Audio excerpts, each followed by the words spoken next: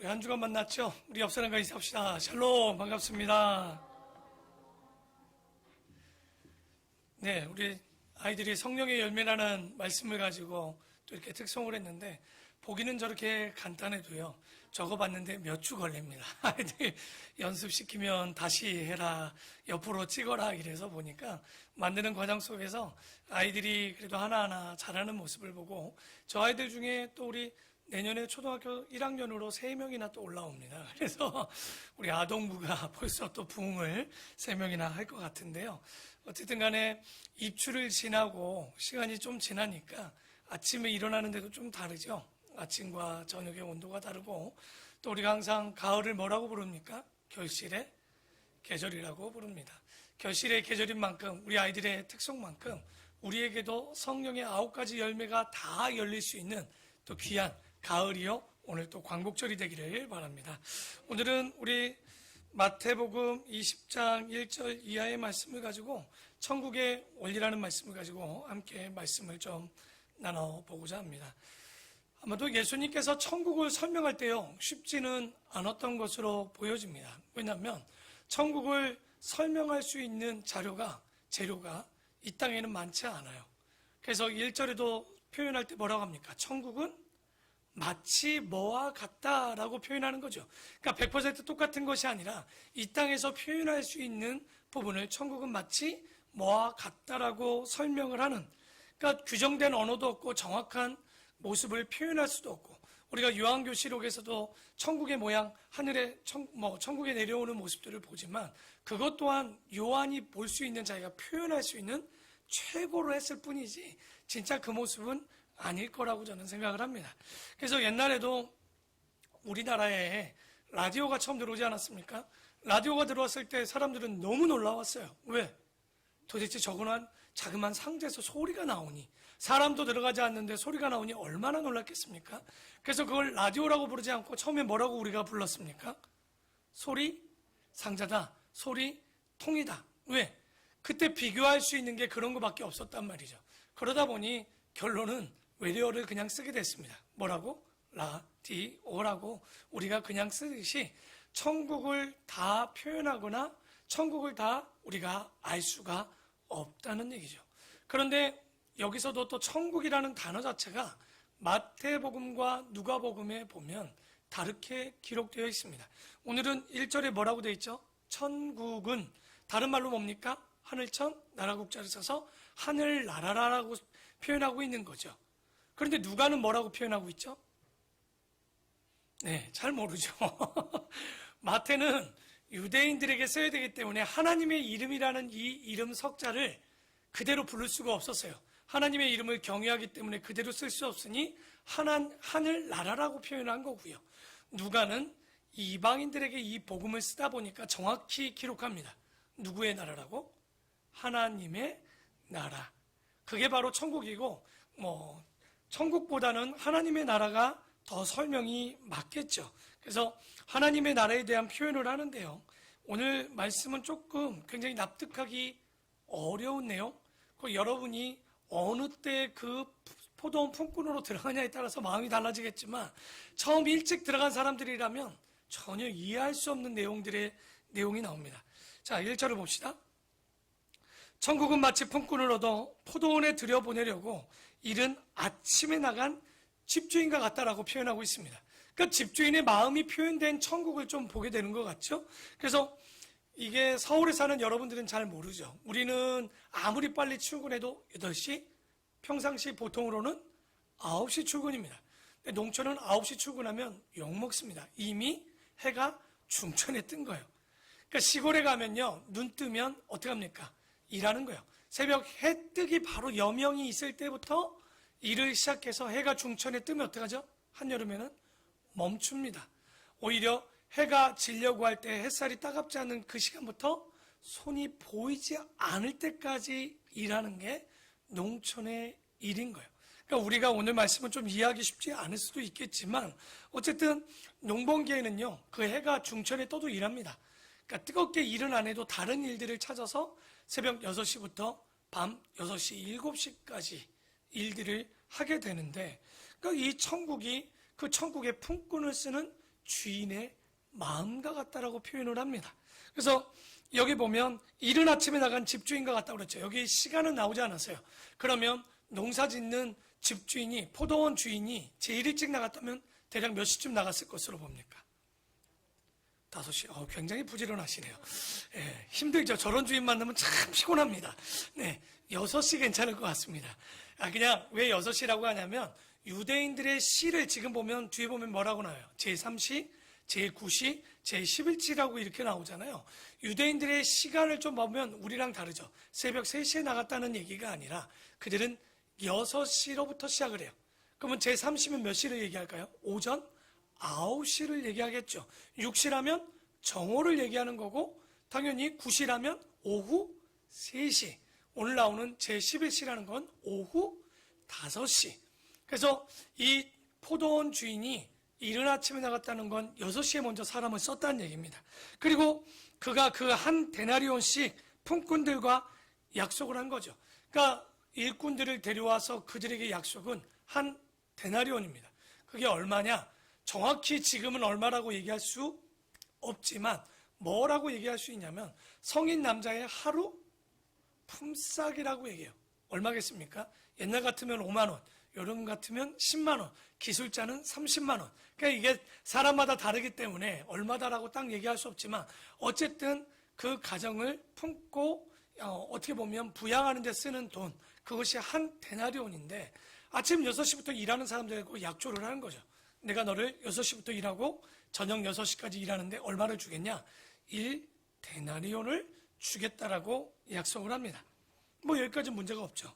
그런데 그가 한 데나리온씩 품꾼들과 약속하여 포도원에 들여보내고 또 제3시, 이제 9시죠?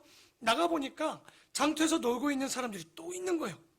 그들에게 이르되 야, 너희들은 포도원에 들어가라. 내가 너에게 상당하게 주리라 하니 얼마라고 정확히 얘기하지는 않습니다. 그러니까 9시에 일꾼을 또 찾으러 나간 거예요. 여기까지는 그럴 수 있다고 봅니다. 그런데 여러분 정오 12시부터 사람을 쓰면요, 이거는 이득이 아니라 솔직히 주인 입장에도 손해죠. 이게 원래는 그러니까 반 데나리온을 주면 맞는데 한 데나리온을 주게 되면 분명히 손해입니다. 어쨌든 보죠. 12시에도 그리고 오후 3시에도 또 나가보니까 노는 사람들이 있으니 포도원 주인이 그를 일하러 보내게 됩니다. 그리고 제 11시에도 나가보니 서 있는 사람이 있습니다. 그럼 몇 시예요? 오후? 진짜 일하러 거기 서 있었는가 모르겠습니다. 시장 가운데 서 있었던 것 같아요.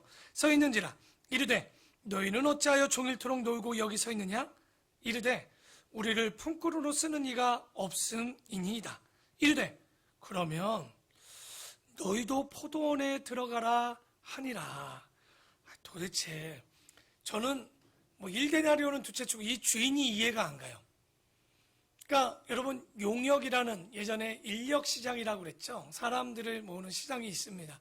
그러니까 요즘은 여러분 가다 보면 사무실에 인력사무소, 그래서 뭐 어떤 것부터 가정도우미, 가사도우미부터 시작해서 여러 가지 잡부까지 일들을 합니다. 여러분 혹시 여기 젊은 친구들 중에 이렇게 일당을 받으면서 해보신 적 있습니까? 제가 20대 때 처음 막노동을 시작해봤어요. 아르바이트로. 태어나서 새벽 예배도 안 가는 내가 4시 반에 일어나야 돼요. 4시 반에 일어나서 제가 이 동네는 안 왔는데요. 가리봉동을 20대 때 왔습니다. 그게 뭐냐면 그때 가리봉동에 인력사무소가 있었어요. 지금도 아마 여러분 알지만 그쪽에 굉장히 인력사무소가 많이 몰려 있습니다. 새벽 4시 반에 일어나서 5시쯤 첫 차를 탑니다. 그러면 인력사무소에 5시에서 5시 이제 아마 제일 먼저 첫 차를 타고 나오거든요.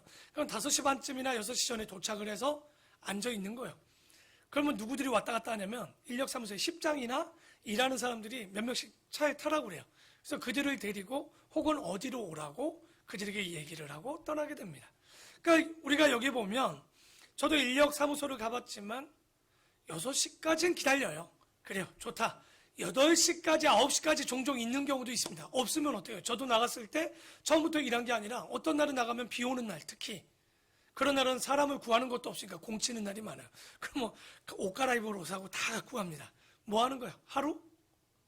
공치는 거죠. 몇 시에 일어났는데. 얼마나 억울한지 몰라요. 내가 이 시간에 잠을 자고 말지. 정말 그런 마음으로 있는데 진짜 보면요. 일을 12시간 하는 것도 어렵지만요. 일하지 않고 그 인력 사무소에 앉아 있는 것도 이것만큼 고통이 없습니다. 사람은요. 급료가 많건 적건 간에 가서 일할 수 있는 게 복인 줄 믿습니다. 혹시 여러분 지금 뭐 일하는데 시급이 얼마예요? 뭐 해도 알고 보면 여기 CEO도 있고 하지만 알 거예요. 차라리 시급 받는 게 속 편하지.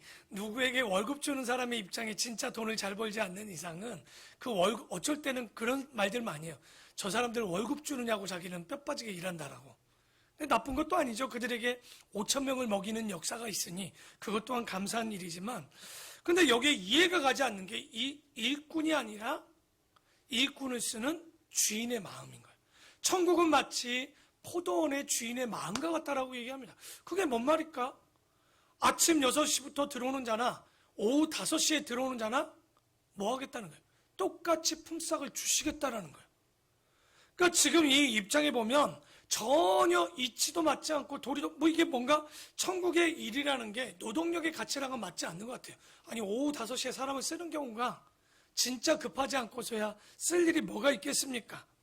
그런데도 불구하고 주인은 그에게 어떻게 보면 이제 그 한 데나리온을 주게 됩니다. 8절에 보니까 저물매 포도원 주인이 청지기에게 이르되 품꾼들을 불러 나중온 자로부터 의도적이에요. 왜 의도적일까요? 아니 나중온 자부터 돈을 안 줬으면 오늘 이거는 비유도 아니고 이런 일은 있지도 않을 거예요. 근데 일부러 나중 1시간 일한 자부터 시작하여 먼저 온 자까지 삭슬 줍니다.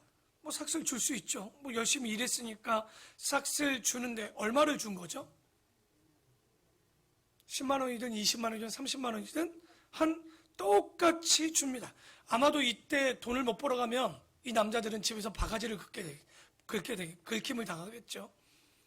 이때랑 그때랑 다른 게 하나 있어요. 이때는 맞벌이가 없습니다. 한 가장이 부양 가족이 몇 명이 되냐? 5명에서 10명 정도 되는 거예요. 그러면 지금처럼 월급 같은 개념이 크게 있지 않을 거란 말이죠. 그냥 그 가운데 하루 벌어 하루 밥벌이에 먹는 거예요. 그러면 한 데나리온이라는 돈이 정말 하루만 먹는 걸까요? 아까 얘기했죠. 비 오면 그날 공치입니다. 늦게 나가면 그날 또 공치입니다. 그날 일이 없어도 그날을 공치는 거예요. 어떤 날은 한 데나리온을 가지고도 며칠을 살아야 되냐면 4일, 5일을 먹고 살아야 돼요. 그 얘기는 그 남자가 그곳에 가서 그날 일을 하지 못하면 그 가족들은 다 부양하는 가족들은 굶어야 되는 절실함이 그들에겐 있는 거죠. 그러니까 가난한 사람의 입장에서는 왜 오후 5시까지 거기에 기다렸는가를 우리가 생각을 해볼 필요성이 있는 거예요. 아니 9시 10시면 집에 가야 되는데 왜 5시까지 있었을까?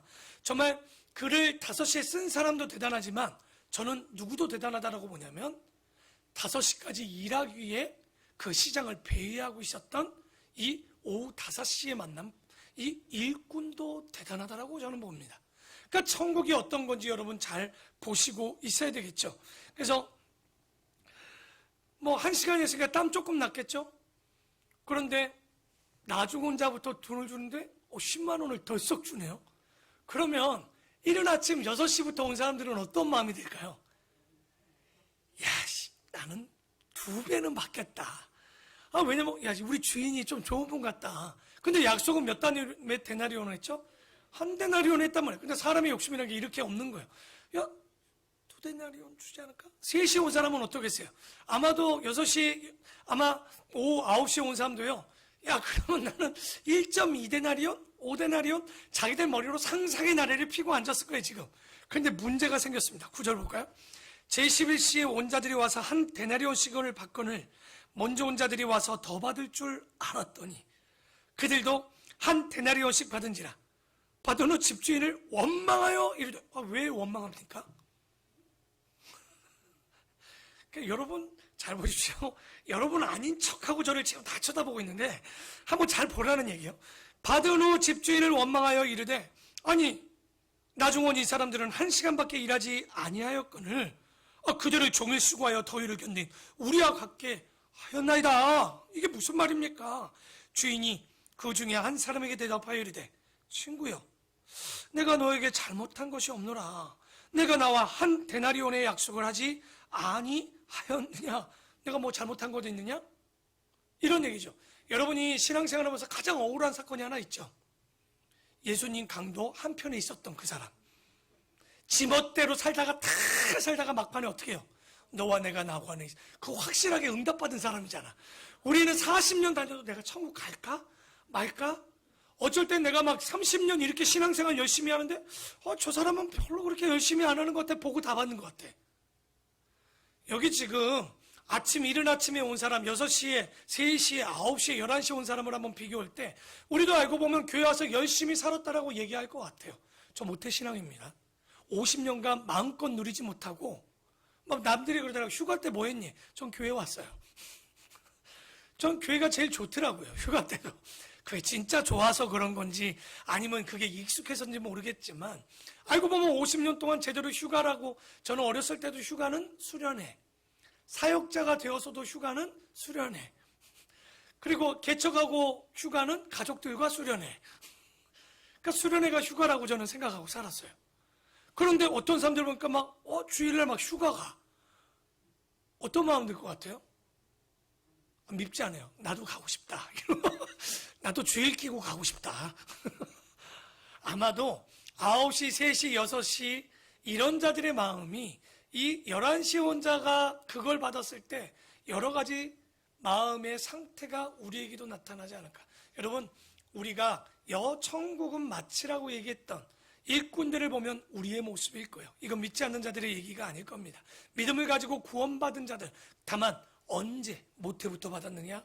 아니면 이후에 마지막 죽기 전에 정말 그의 생명이 다하는 12시 시간 11시에 그가 구원을 받았느냐? 그런데 누가 받을지는 몰라요. 또 이걸 노리고 11시에 구원받겠다? 절대 그럴 수는 없겠죠. 그런데 아무리 열심히 했다고 하지만 한국교회가 문제가 뭔지 압니까? 한국교회만큼 믿음 좋은 나라가 있는 줄 압니까? 없습니다. 한국교회만큼 열심히 있는 나라가 있는 것 같습니까? 없습니다. 그런데 문제는 뭘까요? 한국교회만큼 돈을 사랑하는 나라도 없습니다. 한국교회만큼 음란한 나라도 없습니다. 한국교회만큼 죄송한데 거짓말하는 나라도 없습니다. 거짓말을 밥 먹듯이 합니다. 뭐가 거짓말이냐고요?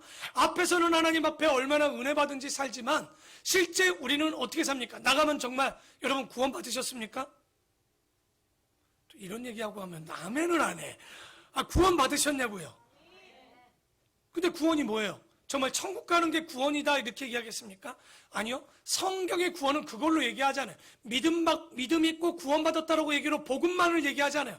구원은요, 그 삶의 양식과 열매와 오늘 아이들이 얘기했던 성령의 열매가 나와야 되는 거예요. 행위가 있어야 되는 거예요. 행위를 했다고 구원은 아닙니다. 하지만 구원받았다면 당연히 삶의 열매가 나타나야 되는데, 여러분 구원은요, 정확히 얘기할까요?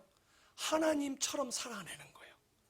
예수 그리스도처럼 살아내는 게 구원인 거예요. 그저 와서 열심히 교회 다니고 믿음 있다라고 하는 게 구원이 아니라 정말 믿음의 행실을 가지고 예수님처럼 사셔야 됩니다. 정말 하나님처럼 그 마음처럼 살아내는 게 구원이라고 얘기하는 거예요. 그런데 여기 보면 아마 이른 아침 6시부터 온 사람들은 우리만 같은 거예요. 이렇게 내가 열심히 교회 다녔는데 휴가도 안 가고 주일은 제끼고 그 다음부터 월요일부터 휴가를 갔는데 쟤 뭐야? 주일도 제끼고 휴가 가던데. 그런데 구원받았단 말이에요. 천국 갔더니 들어와 있네? 여러분 어떤 마음 들 것 같아요? 살짝 서운한 마음 들지 않을까요 진짜? 전 들 것 같아요. 나 이렇게 믿었는데. 그러니까 여기 근데 주님이 얘기한 건 13절에 얘기하잖아요. 내가 너에게 잘못한 것이 없노라. 내가 약속한 대로 주었다는 거예요. 오히려 네 것이나 가시고 가라. 나중 온 이 사람에게 너와 같이 주는 것이 내 뜻이다. 이게 바로 하나님의 은혜입니다. 여러분의 노력으로 구원과 은혜가 있는 게 아니에요. 하나님이 주고자 하면 주는 거예요. 여러분 죄인들 중에 일찍 주고 늦게 주는 게 무슨 의미입니까? 주문당인 거죠. 근데 일찍 받았다고 늦게 받은 사람, 늦게 받았다고 이것을 가지고 누가 공평하네 아니다가 얘기할 수가 없는 거예요. 여러분 지금 이 자리에 있고 구원을 얻은 여러분이 복 있는 줄 믿습니다. 그때가 어느 때가 되든지 하나님의 은혜를 가지고 우리가 있는 거. 그래서 오늘 보면 보통 여러분 이 아까 얘기했던 11시에 남아있는 자의 이 마음이 참 대단하다라고 저는 보여요. 제가 인력 사무실을 가봤지만 대충 8시쯤이면 다 집으로 돌아갑니다. 왜냐면 그때쯤이면 이제 각 사업장이나 일하는 곳에 일들이 시작됐기 때문에 9시에도 종종 있더라고요. 사람을 데려가는 일은 있는데 거의 9시 이전에 끝나지 12시까지 있는 사람들은 없습니다. 그런데 이 사람은 집에 갈 수 없었어요. 불안했어요. 뭔가 그날을 살아가야 되고 가족들을 위해서 그 사람은 지켜내야 되는 그 절박함을 좀 봤으면 좋겠어요. 하나님의 은혜는 알겠습니다. 하지만 우리가 믿음의 절박함이 얼마나 있을까? 근데 왜 사람들은 이 절박함이 없을까요? 여러분, 요즘 지금 코로나 하더니 뭐라고 났습니까? 베타, 감마, 델타, 변이가 얼마나 심판의 변이가 또 나타나죠. 심판의 날에 변이가 있을 거라고 얘기를 하는데, 그래서 사람들은 얘기합니다. 지금이 뭐라고? 종말이라고. 종말이 와도 두 가지 부릅니다. 어차피 종말인 건 놀다 죽자.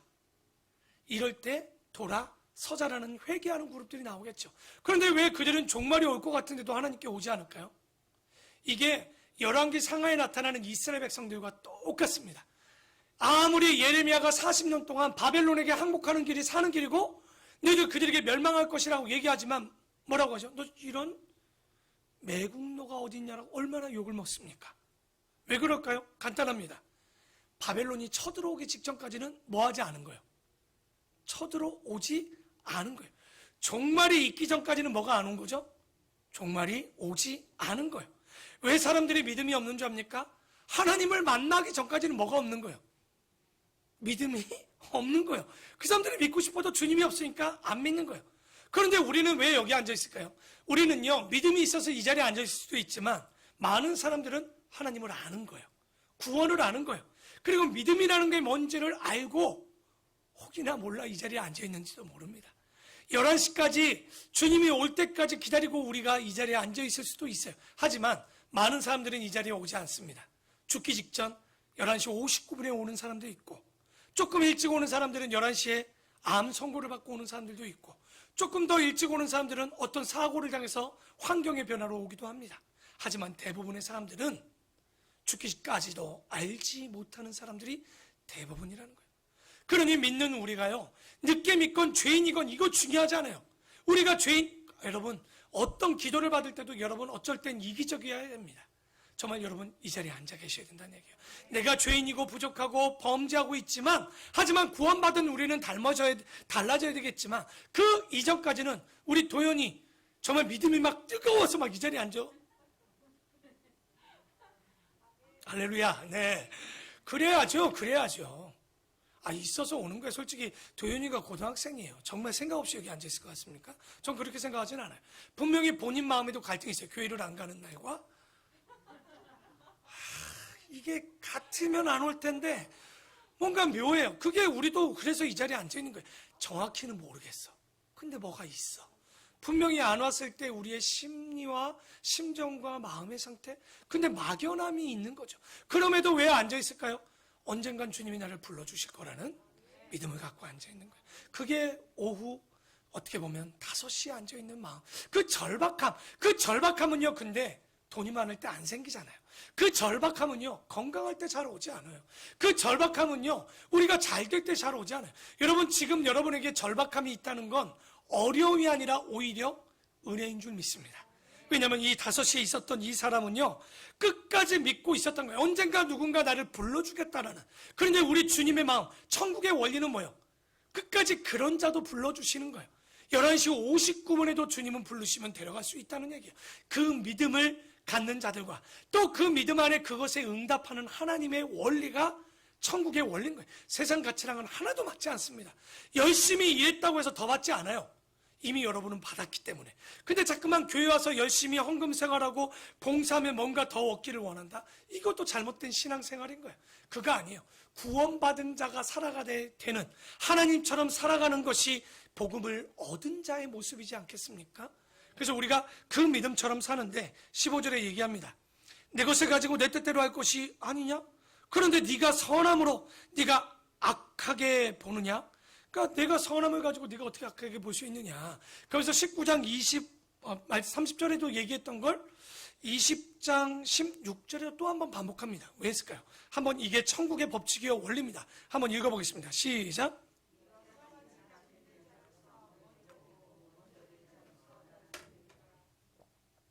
이게 하나님 나라의 원칙이고 법칙입니다.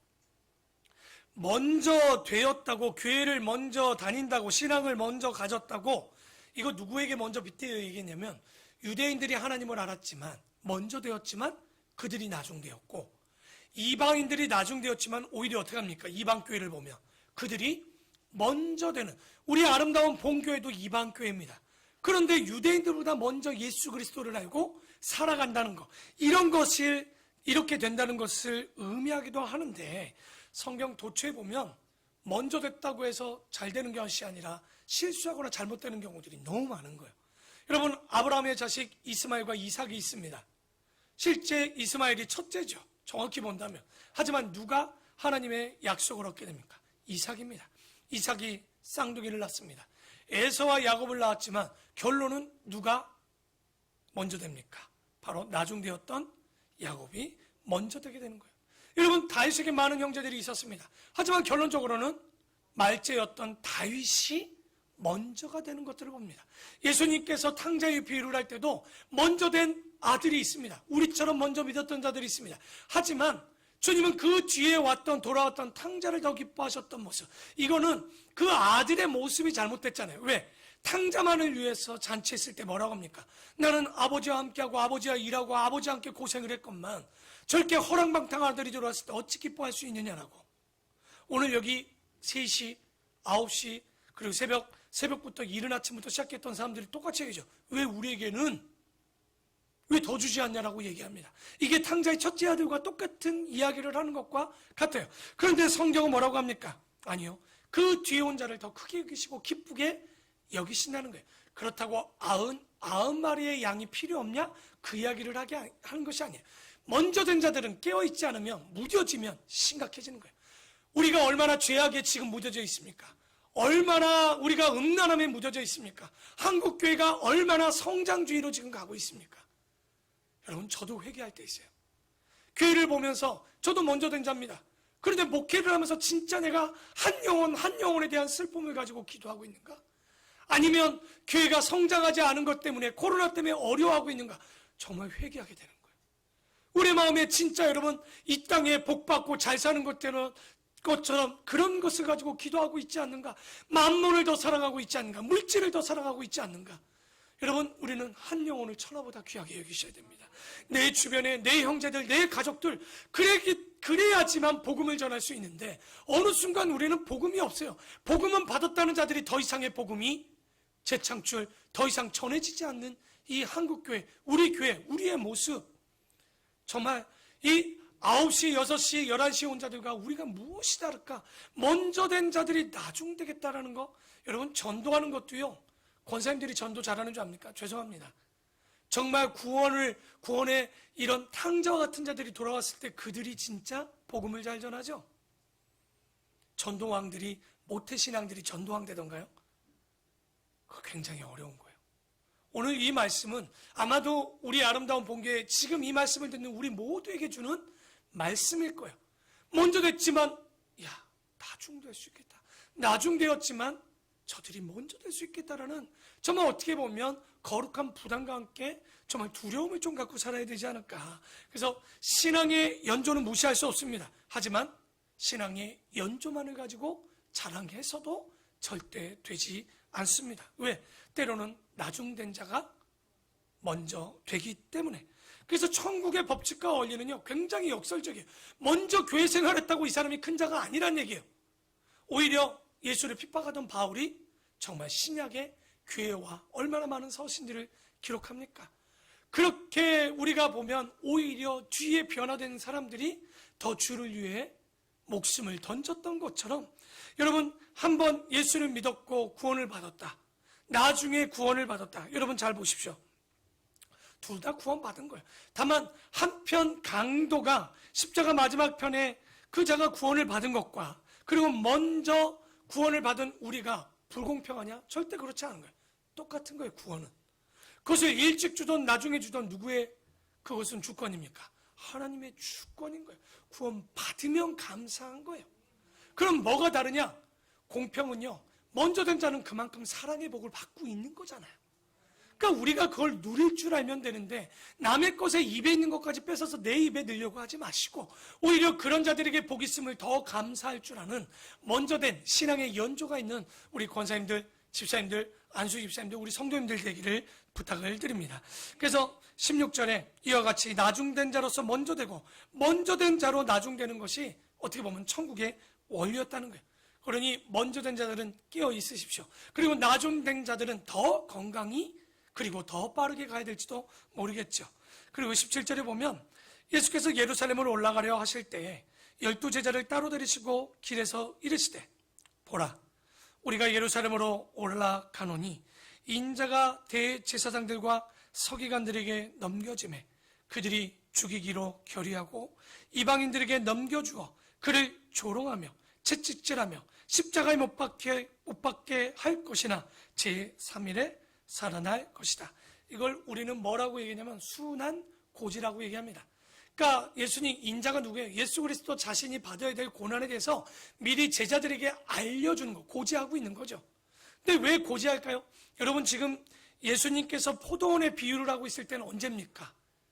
이제 여리고를 떠나 예루살렘에 들어가면 예수님이 가야 될 길은 마지막 길, 십자가의 길밖에 남아있지 않아요. 그런데 예수님께서 갑자기 십자가에 돌아가시면 어떻게 될까요?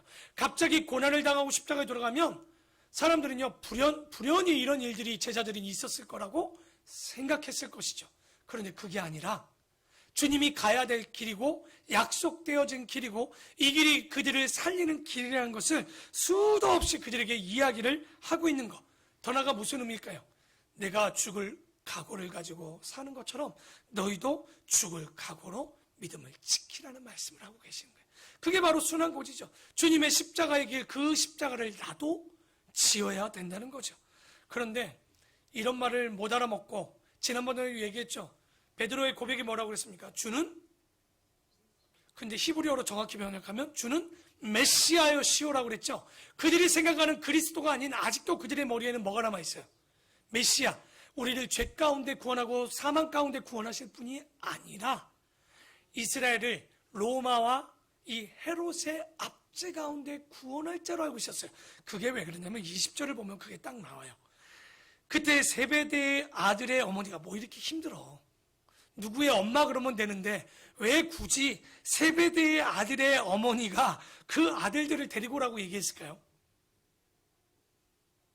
마태가 아는 사람은 알고 모르는 사람은 모르게 한 거예요. 지금 세베대의 아들을 누굽니까? 야고보, 요한이고 그 어머니는 누굽니까? 살로메입니다. 그러니까 이 살로메가 지금 하는 이야기들이 별로 건강치 않아 보였던 것 같아요. 왜냐하면 이 예수께 와 절하여 뭔가를 구합니다. 그런데 이 살로메가 구할 수 있었던 이유는 뭐냐면 예수님 3년의 공생의 사역 기간에는요, 주변에 돈 있는 부인들과 사람들이 좀 있었어요. 왜냐하면 예수님의 제자들이 돈 버는 사람들이 아니고 어떤 병 고쳤다고 돈 받는 것도 아니었단 말이에요. 그래서 예수님의 사역 가운데 이렇게 재정적인 부분을 많이 헌금하고 나눴던 분들이 있습니다. 그중 한 사람이 살로메, 또 여러분이 아는 막달라 마리아, 그 외에 마리아, 또 그 외의 사람들이 예수님의 3년의 사역을 먹이고 입히고 어떻게 보면 지원을 했던 일들이 있었던 거죠. 그런데 이 살로메는 더 대단해요. 예수님의 제자가 야고보, 요한이 되자마자 어떡합니까? 같이 따라다녀요. 그러니까 맹모삼천지교는 아무것도 아닙니다. 이 어머니는 3년 동안 학원비를 다 대고 그 어떻게 보면 예수님이 하는 일 모든 일들을 같이 일하면서 3년을 같이 먹고 산 거예요. 이 정도 있으면 여러분 예수님께 뭔가를 구할 수 있을까요? 없을까요? 여러분 참 착하네요. 한마디라도 할 것 같은데 내가 이 교회에 헌금한 게 얼만데 목사님 이런 것 좀 하시죠라고 솔직히 이야기한다는 얘기는 어쩔 때는 내가 그만큼 교회에 세우는 일에 내가 일조했기 때문에 이런 걸 할 수 있기 때문에 얘기할 수도 있는 거예요. 그러니까 아마도 살로메도 그러기 때문에 지금 뭐라고 합니까? 그러니까 살로메 눈이요, 안목이 대단합니다. 사람을 보는 안목이 있었죠. 저분이 보통 분이 아닌 걸 알았어요. 그래서 예수님께 야고보와 요한이 따라다니자, 야, 우리 아이들도 세상의 주역이 될 수 있겠구나라고 생각하고, 이제 주님께, 왜 예루살렘에 들어가는 입장이 아직은 이해하지 못했기 때문에 메시아라는 개념이 있었단 말이에요. 그리스도라는 우리를 구원하시고 죄 가운데 구원할 그리스도가 아니라 메시아, 그저 왕의 자리를 지금 한번 그분이 되실 거라고 생각했기 때문에 이제서야 그들이 뭘 원합니까? 그들의 예수님의 우편과 좌편에 있기를 원하는 거예요. 그래서 21절에 보니까 예수님이 한번 물어봅니다. 그래? 뭘 원하느냐? 이르되 나의 이 두 아들을 주의 나라에서는 하나는 주의 우편에 하나는 주의 좌편에 앉게 명하소서. 대단한 엄마입니다. 진짜 요즘 같으면 무슨 바람이 센 엄마예요? 어마어마합니다. 근데 살로메가 예수님 돌아가시고 나가서는 끔찍했을 거예요. 주님의 우편과 좌편에 누가 있었어요? 강도 두 분이 계셨거든요. 내가 지금 그 자리에 보내겠다라고 얘기한 것밖에 되지 않았다. 지금은 모르니까 지금 우편에 얼마나 모르면 아들도 몰라요. 22절에 보십시오. 예수께서 대답하여 이르시되 너희는 너희가 구하는 것을 알지 못하는도다. 모르죠. 지금 내가 마시려는 잔은 너희가 마실 수 있겠느냐? 왜? 예수님이 마시는 잔은 쓴 잔, 다른 말로 뭐라고 그래요? 고배라고 그러죠? 쓴 잔, 고배를 마셨다 우리가 이런 말을 쓰잖아요. 쓴 잔을 마시는 건데 십자가에 쓴 잔을 예수님도 피하고 싶은 이 잔을 살로메에게 묻는 거예요. 그리고 자녀들에게 묻습니다. 너희도 이걸 마실 수 있겠느냐? 놀라운 대답을 합니다. 그들이 아마 야고보와 요한과 살로메가 큰 목소리로 얘기했겠죠. 뭐라고? 할 수 있습니다. 이게 제정신입니까? 지금 하나님 우편에 좌편에 앉았다는 것은, 앉겠다는 건 예수님이 알고 보면 마지막 십자가의 우편과 좌편에는 알고 보면 이 강도들이 양옆에 정말 같이 못 박힘을 당하게 되는데, 그러니까 뒤에 아마 살로메가 눈물을 흘리면서 부끄러웠을 거예요. 정말 심각했겠죠. 그래서 23절에 이르시되 너희가 과연 내 잔을 마시려니와 내 좌우편에 있는 것은 내가 주의 것이 아니라 내 아버지께서 누구를 위하여 예비하셨든지 그들이 얻을 것이니라. 참 알쏭달쏭하게 얘기합니다. 지나서 안 건지 알기 전에 안 건지는 모르겠지만, 근데 보십시오. 이 제자들이라고 예수님을 그리스도로 본 게 아니라 메시아로 봤다는 장면이 24절이에요. 자 보십시오. 두 제자 살로메와 이야기가 끝나자마자 10제자가 듣고 그 두 형제에게 대하여 뭐 했다고요? 왜 분이 여겼을까요? 자기들도 우편 좌편에 있고 싶었단 말이에요. 근데 우리 엄마는 따라오지도 않았고 별로 난 낸 것도 없단 말이야. 그 양심은 있어서 말도 못했는데 저 살로메랑 그 야고보 요한은 먼저 얘기했단 말이죠. 열받네. 너는 입이 없어서 말을 못한 줄 아나? 저것들 진짜 내가 먼저 얘기했어야 되는데. 왜냐면 그래? 알겠다 그러면 쟤들이 우편 좌편이고 그러면 나는 뭐가 돼? 우편에 우편이잖아. 이게 두 번째 팔이 되잖아요. 오른팔이 아니라 두 번째 오른팔이 되니 얼마나 마음이 화가 났던 거죠. 이게 분이 여겼다라는 이 말. 그러니까 재정적으로 없어서 그렇지 자기들도 우편과 좌편에 앉고 싶었던, 이게 인간의 마음 같습니다. 그러자 예수께서 제자들을 불러 이르시되 이방인의 집권자들이 그들을 임의로 주관하고, 그러니까 왕에 대해서 설명을 하는데, 여러분 세상의 주권자들은 임의로 주관을 한다는 얘기가 뭡니까? 오늘이 무슨 날이죠? 연휴요 이러면 안 돼요. 주일이요도 아닙니다. 오늘은 정말 우리나라에게는 기념하고 기념해야 되는, 왜? 일제 치하에 있었던 우리가 광복하는 어마어마한 날인 거예요. 얼마나 기쁜 날이고 행복한 날이고, 여러분 우리가 이렇게 자유롭게 예수를 믿고 우리가 신앙생활 할 수 있는 거, 지금 여러분 아프리카를 보고 남아공을 보고 많은 나라를 한번 보십시오. 실제 반군과 이 이슬람과 탈레반도 지금 아프니카스탄, 이름도 잘 안 나와. 아프니카스탄, 발음도 안 나와. 그래요. 하여튼 이 탈레반이 지금 수도까지 지금 하루아침에 어떻게 되냐 싶을 정도로, 그들 보십시오. 자기네 자식들도 죽여버리고 며느리들을 자기 멋대로 결혼시키는, 여러분 임의로 주관하는 자들이요 나타나면요 너무 무서운 거예요. 우리 어른 친구들 정말 우리에게 6.25라는 것도 멀리 있는 일이고 광복이라는 것도 굉장히 멀리 있는 일이지만, 임의로 주관했다는 거, 여러분 아마 일제치하에 저도 이건 감각이 별로 없어요. 근데 군부 독재는 제가 조금 기억이 있어요. 제가 80년대 때 이제 뭐 초등학교를 이제 70년, 이제 80년 이렇게 다니다 보니까 제가 다니던 중학교가 서울대 옆이었어요. 얼마나 서울대가 데모를 많이 하는지 수업 시간에 창문을 못 열어요. 최루탄, 또 어느 녀석은 또 정신 나간 놈이 최루탄 중에 사과탄이라고 써요. 주워가지고 또 교실에다 터뜨렸네 또. 그러니까 막 여러분 그런 걸 주워올 정도로 최루탄이 얼마나 많이 뿌려지고 있는지 아시겠죠? 그러니까 왜냐하면 군부 독재에 많은 사람들이 죽어나가기도 했고, 우리 또한 지금 미얀마만 그런 게 아니라 우리도 많은 이 민주주의를 위해서 얼마나 많은 사람들이 죽었습니까? 여러분, 제가 고등학교 때 머리를 완전히 삭발, 공부 좀 해보겠다고 태어나서 처음 삭발을 했어요. 제일 먼저 당했던 은혜가 뭐냐? 지하철을 놨더니 사법경찰이 신분증 보여달라고 그러더라고요. 얼굴이 이상하게 생겼잖아요. 머리 빡빡 깎고 가방 하나 들고 다니니까. 그때는요, 가방을 불신검문 당해갖고 안에 혹이나 드라이버 혹은 연필 깎는 칼만 있어도 어떻게 됐냐? 경찰서 가서 조서를 써야 되는 거예요. 그러니까 항상 언제 경찰들이, 사법경찰들이 뭐 고등학생도 이렇게 볼 정도니까 그 시대가 얼마나 위험하고, 그리고 여러분 더 우리 어른들은 알죠? 옛날에 대통령이나 이 나라를 욕하다 잘못하면 어디 끌려갔습니까?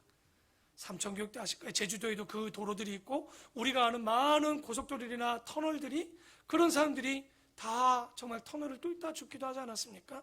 그러니까 여러분, 임의로 주관한다라는 이 말은요 굉장히 중요한 말이에요. 그러니까 요즘 오늘도 뭐 데모를 할 수도 있습니다. 하지만 안 할 수도 있습니다. 하지만 깨어 있으십시오. 정치를 뛰어넘어서 한국 기독교의 교회가, 한국 기독교의 목회자들이, 한국 교회 그리스도인들이 제발 누가 독재자인지 누가 잘못된 지도자인지를 좀 알았으면 좋겠다라는 거예요. 누가 그러더라고요. 우리 목사님은 확실한 당이 있대. 무슨 당? 예배당. 저는 교회야 무슨 민주당 아니에요. 뭐 이 정부도 잘못한 것도 있어요. 잘한 것도 있어요. 근데 잘한 건 잘한 것대로 인정해주고, 잘못한 건 잘못한 것으로 알아야 되는데 무조건 싫어. 여러분, 그러면 다음 정권이 바뀌면 그 사람은 좋을까요? 아마 그럴 거예요. 무조건 또 싫어요. 그러니까 정치 얘기 저도 하고 싶지 않습니다. 그러기 이전에 우리 깨어져 있는 그리스도인들은 임의로 주관한다는 말이 지금 이 독재 가운데, 여러분 일제 치하 독재 가운데 얼마나 많은 수탈과 고통과 어려움과 우리가 징용을 당했습니까? 이게 역사가 길어지면 길어질수록 우리는 감각이 떨어지고 있지만, 이 8, 90년이 지나니 우리는 감각이 떨어질 수밖에 없겠지만, 이게 얼마나 무서운 얘기인지. 저보고 카리스마가 좀 있었으면 좋겠대요. 칼 들고 있어야 카리스마겠습니까? 카리스마가 뭡니까? 저도요, 남들에게, 우리 성도들에게 어떻게 보면 어떤 권면을 할 수 있겠지만 사적인 부분은 하지 않아야 된다고 저는 생각을 해요. 왜냐하면 그 부분은 여러분이 하나님 앞에서 기도하고 결단하고 선택하는 것이 여러분의 신앙이라고 저는 생각합니다. 그것이 왜냐? 교회도 목사가 독재하면 안 돼요. 독재는요, 유일한 독재는 딱 한 분밖에 못합니다. 바로 하나님밖에 없어요. 그 이유는 그분만이 온전하고 그분만이 완전한 것이, 절대 권력은 절대 부패로 갈 수밖에 없어요. 그러니까 어느 나라가 절대 권력으로 어떤 대통령이 몇 년을 임기를 재선한다고 해서 좋은 대통령이 된가요? 아니요. 독재입니다. 인간의 욕심은 절대 독선할 수 없는 거예요. 그래서 여기도 임의로 주관한다는 건 절대 그리스도인들이 내년에 우리도 대통령을 뽑습니다.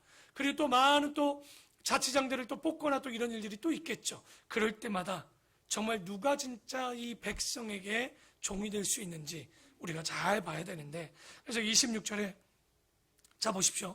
너희가 임의로 주관하고 그 고관들이 그들에게 권세를 부리는 줄을 너희가 알거니와 너희 중에 그렇지 않아야 하나니 너희 중에 누구든지 크고자 하는 자는 너희를 섬기는 자가 되고. 그러니까 이게 되게 웃기는 얘기하죠. 야고보, 요한 12제자 모두가 한 자리 하고 싶었단 말이에요. 근데 예수님은요, 이 파라독스예요. 이거 역설적인 얘기를 하고 있는 거예요. 야, 니들이 누구 중에 크고자 하냐? 그럼 먼저 뭐 하는 자가 되라는 거예요? 섬겨. 너희가 누구 중에 으뜸이 되고자 하느냐? 그러면 너희의 뭐가 되라고요? 이게 뭔 말입니까 이게? 지금 우리에게 하고 있는 이 역설적인 얘기, 그러니까 약자 편에 쓰라는 거예요. 국민 편에. 그러니까 지도자를 뽑을 때 딱 하나 뽑으면 돼요. 여러분 제발 뭐 경제니 이것만 좀 보지 마십시오. 이게 뭐 하는 얘기입니까? 성경적으로 얘기할까요? 경제만 보고 대통령을 뽑는다고요? 그 만몬을 따르는 것과 뭐가 다릅니까? 윤리도 상관없습니다. 남 도둑질하고 부자 돼도 돼요. 그걸 괜찮다라고 하는 게 국민이고 그리스도인들인 거예요. 대통령이 좀 실수해도 돼요. 우리가 잘 먹고 잘 살면 돼요. 그런 대통령 원하시잖아요. 아닙니까? 그러나 성경은 그런 게 아닌 거예요. 오히려 지도자는 윤리도덕적으로도 깨끗해야 됩니다. 그리고 백성의 편에 서야 되고 백성의 종이 되어야 된다는 거. 그거 누가 되어주셨어요? 예수 그리스도가 우리의 발까지 닦아주셨던 모습을 기억하십시오. 그래서 28절에 자, 이게 바로 황금률입니다. 다 같이 읽어보겠습니다. 시작.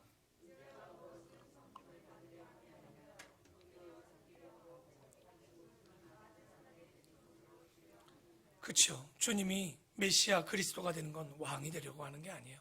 오히려 그들을 섬기고 그들의 종이 되어 그들의 죄악을 대신 대속 제물로 바쳐주는, 이런데도 회개하지 않는 우리도 참 놀랍지 않습니까? 이런데도 예수의 이름으로 거짓을 일삼고 비윤리적 비도덕적인 일들을 일삼고 있는 한국교회, 또 우리의 모습, 우리 자신의 모습들, 참 천국의 원리를 압니다. 오늘 우리는 천국의 원리를 보고 있는 거예요. 천국은요 절대 큰 자가 가는 곳이 아닙니다. 남들을 섬기는 자요, 또 남들에게 종이 된 자들이 가는 곳인 거예요. 그게 원리라고 얘기하고 있는 거예요. 그리고 그들이 여리고를 떠나갈 때 큰 무리가 예수를 따르니, 제가 수요일날 얘기했죠. 마태복음은 누가복음과 다르게 뭔가 빠뜨리고 있습니다. 예수님이 갈릴리라는 지역을 지나서 요난과 그리고 지금 어디로 지납니까? 여리고를 지나 마지막 예루살렘을 올라갈 때 원래 사건 두 개가 있습니다. 이게 입체적으로 보면요, 첫째는요 삭개오 사건이 여리고에서 있었습니다. 두 번째는 뭐냐? 여러분이 노래로 잘 알고 있죠. 바디메오가, 그렇죠, 옛날에 교회 다니는 사람들은 알아요. 그 바디메오가 눈을 떴다네. 이 사건이 두 가지가 여리고에 있었습니다. 근데 그 일들을 얘기하지 않아요. 한 가지 사건만 얘기합니다. 그것도 이름도 나오지 않습니다. 읽어보겠습니다. 그들이 여리고에서 떠나갈 때 큰 무리가 예수를 따르더라. 맹인 두 사람이 길가에 앉았다가 예수께서 지나가신 다음을 듣고 소리질러 이르되 주여 우리를 불쌍히 여기소서 다윗의 자손이여 하니, 무리가 꾸짖어 잠잠하라 하되 더욱 소리질러 이르되 주여 우리를 불쌍히 여기소서 다윗의 자손이여 더욱 크게 하는지라.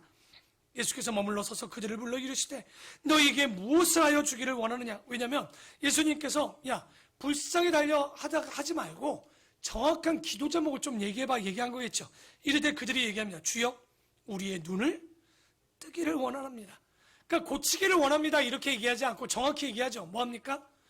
왜냐하면 병 고쳐도 눈 뜨지 못하는 사람들이 있습니다. 병 고쳐도 주님을 바라보지 못하는 사람이 있어서 그런지 이들은 눈 뜨기를 원한다라고 얘기합니다. 그러자 예수께서 불쌍히 여기사 그들의 눈을 만지사 곧 보게 되어 그들이 예수를 따르게 됩니다. 바로 이 사람이 누구냐?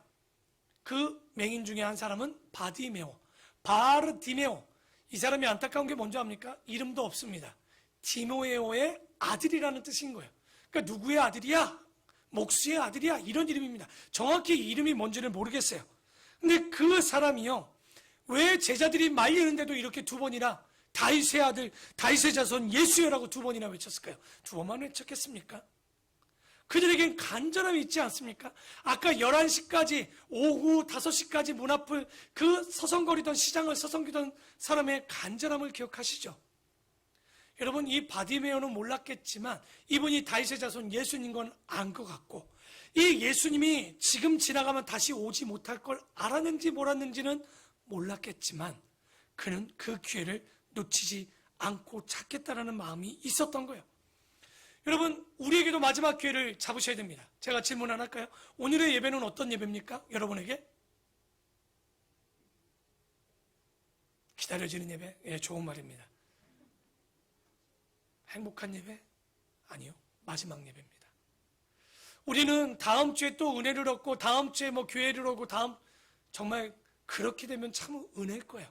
하지만 오늘 드려지는 예배가 우리에게도 예수를 만날 수 있는 기회가 마지막일 수도 있는 거예요. 마지막 오후 5시에 시장을 서성거리던 그 일꾼일 수도 있는 거예요. 오늘 예수를 알지 못하면, 오늘 예수를 만나지 못하면 나의 문제가, 나의 병이, 나의 구원이 정확치 않을 수 있단 말이에요.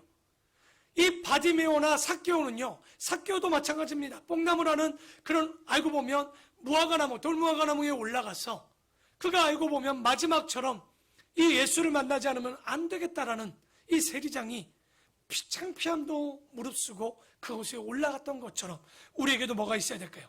우리에게도 항상 기회가 있는 게 아닙니다. 여러분, 신앙생활을 언제부터 열심히 하시겠습니까? 코로나 끝나고 좀 잘해볼까요? 우리 교회가 언제부터 일을 하면 좋을까요? 코로나가 좀 잠잠해지면 전도를 하기 시작할까요? 코로나가 좀 괜찮고 지금은 욕먹으니까 신사참배가 있으니까 좀 지난 이후에 좀 복음을 전해볼까요? 6.25가 있으니까 우리에게 문제가 있으니까 그 다음에 조금 잘 믿어볼까요? 아니요. 바로 지금이 우리가 예수를 믿어야 될 거고 우리가 은혜를 받을 때고 지금이야말로 하나님을 만날 때이지 않을까. 그래서 성경에도 바로 은혜 받을 때 은혜 받으라고 이야기하고 있는 거예요. 정말 우리가 어떤 예배든지 오늘 우리가 드리는 마지막 예배가 되어야 될 줄 믿습니다. 막연하게 다음은 없습니다. 분명한 건 우리가 예배 드릴 수 있는 기회가 있습니까? 하나도 빼먹지 말고 예배 드리십시오. 성경 공부할 기회가 있습니까? 빼먹지 말고 공부하십시오. 언제 어느 순간 우리가 예배하지도 배우지도 못할 시간이 올 수 있다는 거예요. 오늘 온라인으로 예배하는 자들도 정신 번쩍 차리셔야 됩니다. 언제까지 내가 편하게 유튜브 틀면 예배 드리다? 아니요. 이제 그런 시기, 그런 날이 얼마 남아있는지 모릅니다. 그래서 우리가 외치는 게 뭡니까? 내가 교회고 바로 내가 예배자가 돼야 되는 거예요. 오늘 여러분이 예배하고 공부하는 건 예수 그리스도가 누구인지를 알고 배우고 공부해서 내가 교회가 되기 위해서 이 자리에 있는 거예요. 그러기 위해서 제일 먼저 예수가 누구인지를 알아야 되겠죠. 하나님이 누구인지를 알아야 되겠죠. 바로 그것을 알고 배우고 믿는데 다음으로 미루지 마십시오. 바로 오늘부터 이 말씀을 깨닫고 오늘부터 큐티하며 성경을 읽으며 오늘부터 내가 매일마다 말씀 앞에 서 있겠다라는 이런 열정과 간절함이 우리에게 있어야 될 줄 믿습니다. 근데 34절 이제 마지막으로 읽고 뭐가 다른 장면을 하나 보고 마무리합시다. 자, 다 같이 읽어보겠습니다. 시작.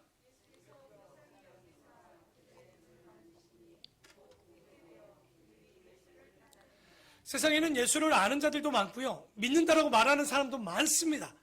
근데 뭐 하지 않을까요? 따르지를 않습니다. 바디메오와 그 친구들은요, 눈을 뜨고 예수를 따랐다라고 나옵니다. 쫓았다는 건 뭡니까? 예수님처럼 살기를 원했다는 겁니다. 예수님을 닮기를 원했다라는 거예요. 제가 얘기했습니다. 구원은 뭐라고요? 천국 가는 게 구원이 아닙니다. 예수님처럼 사는 게 구원인 거예요. 하나님처럼 살아가는 게 구원인 거예요.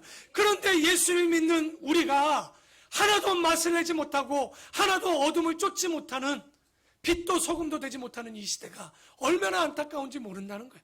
깨어져 있어야 됩니다. 오늘 바디메오처럼 그리고 5시에도 주님을 만나겠다라는 그 포도원 일꾼의 그 간절함이 우리에게 있어야 되는 거예요. 열심은 있습니다. 봉사도 열심히 합니다. 믿음도 있다고 합니다. 그러나 순종이 없습니다.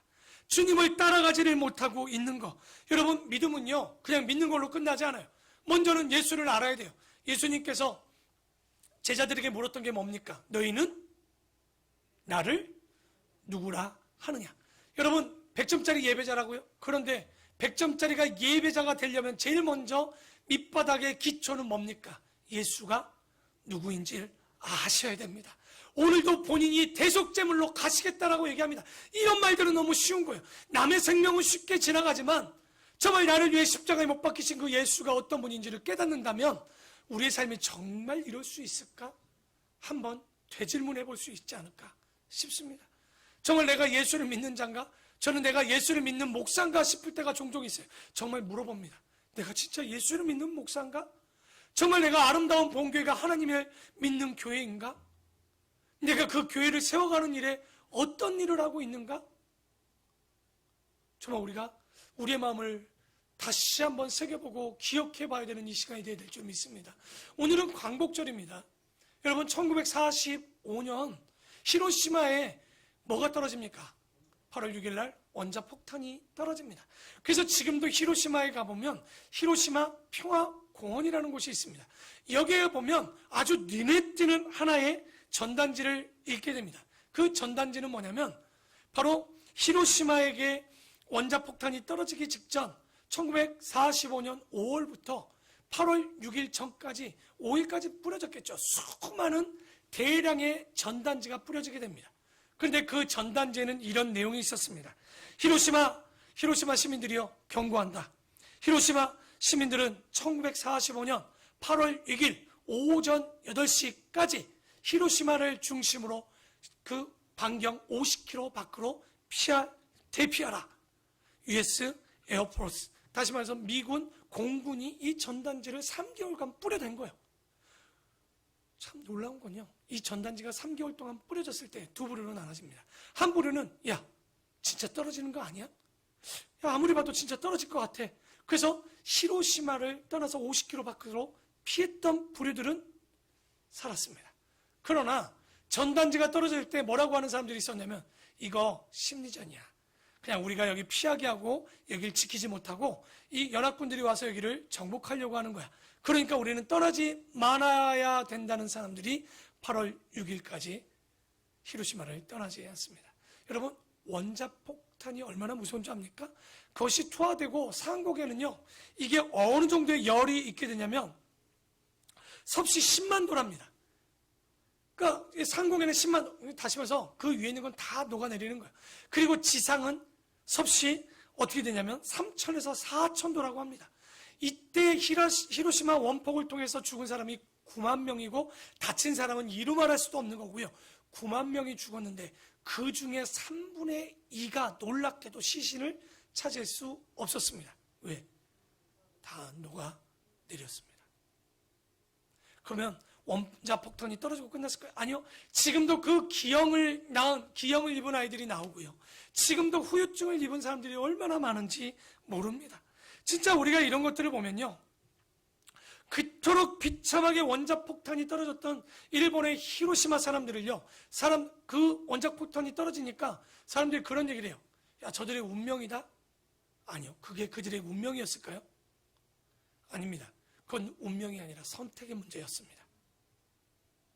피할 수 있는 기회를 줬고 알 수 있는 길들을 열어줬지만 그들은 믿지 않고 선택하지 않았다라는 거예요. 그래서 무시무시한 원자폭탄에 피해를 당하게 되었던 거죠. 여러분, 예수를 믿는다는 게 도대체 뭘까요? 아마도 이 전단지가 떨어지듯이 우리에겐 성경 66권이 우리 앞에 눈앞에 떨어졌습니다.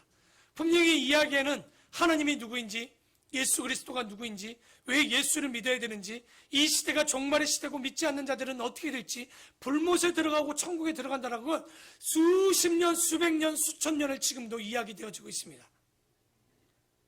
그러나 사람들은 피하지 않습니다. 오히려 종말이라고 생각할 때 사람들은 뭐 한 줄 압니까? 욜로래요.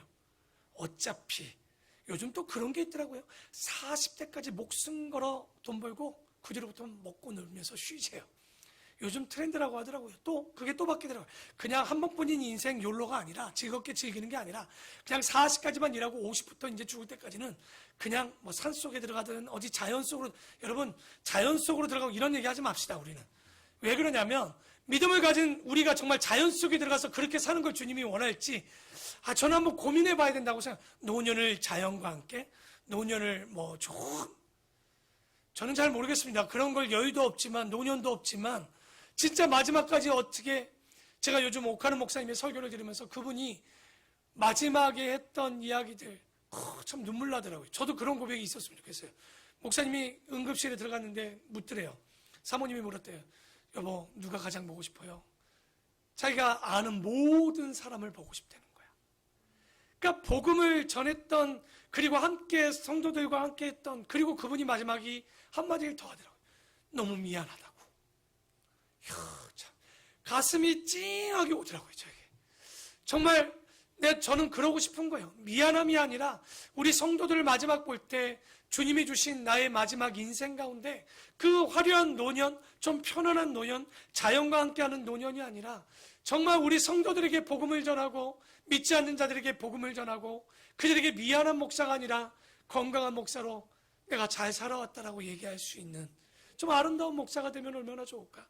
정말 그 아름다운 목사님들이 참 많아요. 그 성도들을 사랑했던 그 목사님의 마음을 보면서 야, 진짜 우리는 어떤 선택과 믿음을 가져야 될까. 여러분, 66권의 성경을 가지고 이 땅에 즐기고 놀고 노년을 즐겁게 보내는 게 아니에요. 우리 그리스도인들은 하나님처럼 예수님처럼 예수님의 마음을 닮아가는 삶을 살아야 되는 거예요. 여러분, 지금 고난이라고요? 이걸 고난이 아닌 거예요. 우리가 기다리고 견디면 주님이 분명히 얘기합니다. 새하늘과 새 땅을 여러분에게 준비하고 계십니다. 그 땅에 들어가 영원한 생명과 영원한 구원을 우리에게 약속하고 있다는 거예요. 그걸 믿었던 사람은 천국에 가기 위해 마지막 오후 5시까지 견뎠고, 이 디모데 보면 바디메오와 삭개오도요, 자기에게 주어진, 나이 들어서 일 못합니다 여러분.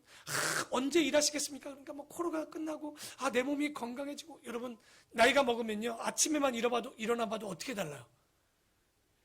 몰라, 뻐근해. 이 몸이 유한한 데가 하나도 없습니다. 여러분, 지금이 주의 나라를 위해서 일할 때입니다. 지금이 주의 나라를 위해서, 그리고 주님 나라를 위해서 살아갈 때인 거예요. 언제까지가 아니라 오늘이 마지막 날입니다. 오늘도 교회를 세우는 일에, 하나님 나라를 세우는 일에, 선교지에 선교를 하는 일에 우리는 최선을 다해야 되는 거예요. 오늘 말씀은 그 얘기를 합니다. 너희가 알지 않은 걸로 끝나지 않아. 그러면 이제 믿니? 믿는 걸로 끝나지 않아요. 바디메오가 병 고치고 나서 뭐 했다고 나옵니까? 예수를 따랐다라고 얘기합니다. 여러분, 노아는 얘기합니다. 홍수가 일어날 것이고 모든 사람이 죽을 거니 방주에 타라고 얘기합니다. 그러나 아무도 듣지 않았습니다. 소돔과 고모라 때 롯의 식구들에게 전했지만 그 사이들은 믿지 않았습니다. 또한 그 부인과 자녀들 또한 뒤돌아보고 소금기둥이 되는 것을, 그 부인은 소금기둥이 되는 것을 보게 됩니다. 우리가요, 아는 것과 믿는 것은, 그리고 믿는 것과 순종하는 것은 같지 않습니다. 우리가 말씀을 몰라서 이렇게 살겠습니까? 주님을 믿지 않아서 이런 모양으로 살겠습니까? 믿기는 합니다. 하지만 주님의 말씀을 선택하고 순종함은 다른 일입니다. 오늘 이 말씀을 붙잡고, 천국의 원리는 우리가 아는 세상의 가치와 세계관과는 너무나도 다른 원리를 가지고 있습니다. 먼저 된 자가 먼저 되는 거 아닙니다. 나중된 자가 먼저 될 수도 있다라고 이야기를 합니다. 오늘 이 시간에 우리 임직자들, 직분자들, 그리고 먼저 믿었던 우리가 마음을 놓고 있을 일이 아니라 하나님 앞에 부끄럽지 않는 목사가 되도록, 하나님 앞에 부끄럽지 않는 권사가 되도록, 하나님 앞에 부끄럽지 않는 안수집사, 집사와 성도가 될 수 있도록 매일마다 우리의 마음을 치면서 예수 그리스도가 살아계시구나를 삶으로 순종하면서 믿어질 수 있는 우리 귀한 여러분이 되기를 부탁을 드립니다. 그래서 우리에게 주어진 이 정말 해방과 이 광복의 믿음처럼 죄와 사망의 권세에 있었던 우리를, 주님이 우리를 위해 십자가에 못 박히심을 통하여 자유를 얻었다면 이제 그대로 살아낼 수 있는, 그리고 믿고 따르는 우리 귀한 하나님의 백성이요 하나님의 자녀가 되기를 축원합니다. 기도하겠습니다.